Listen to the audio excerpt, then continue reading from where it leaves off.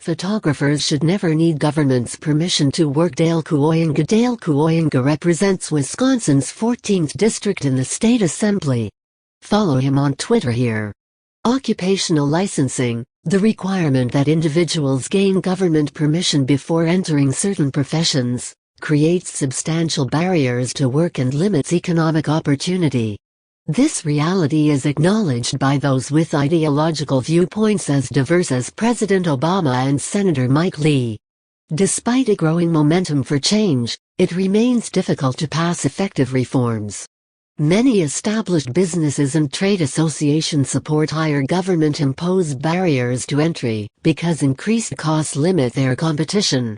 Wisconsin stands out as one of the few states that overcame opposition and passed meaningful occupational licensing reforms.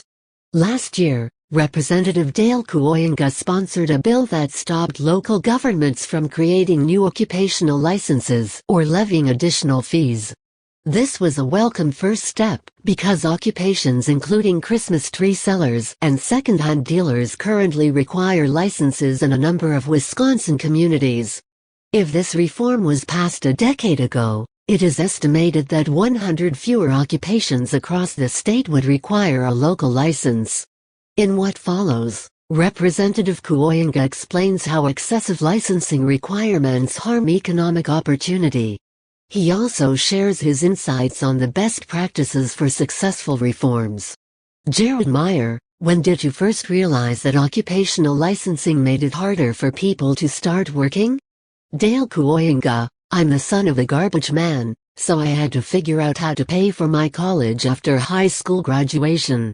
As a result, I attended a 2-year college before enrolling in a small private college in Wisconsin. When I arrived, the guidance counselor told me that my anticipated graduation date would be May 2002. I corrected him and pointed out that I was on track to graduate in 4 years, or in May 2001. But I was mistaken. Wisconsin, like most other states, passed a law that required all certified professional accounting candidates to have 150 credits, approximately 5 years of courses, effective January 2001.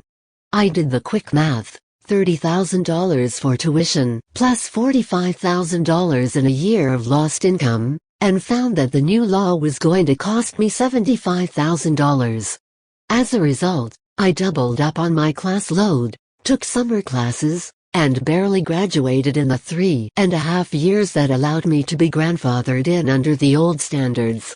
Since I was elected as a legislator, I have had the opportunity to meet many middle to low-income citizens who face limited work opportunities because of licensing.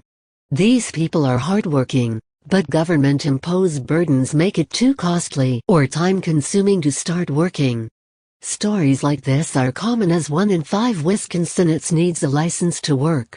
This is why a major focus of my years in the Wisconsin Assembly has been on rolling back occupational licensing injustices. JM, based on your experience in Wisconsin, what advice do you have for policymakers who want to reform occupational licensing in their states? DK, the simple question to ask when evaluating licenses is the license and related education and training the only way to provide clear consumer health and safety protection? If not, the requirements should fall or go away completely. Because of this, it is tempting for legislators to attempt to pass a large licensing reform bill, one that immediately ends dozens of unnecessary licenses or reduces education or experience requirements across the board.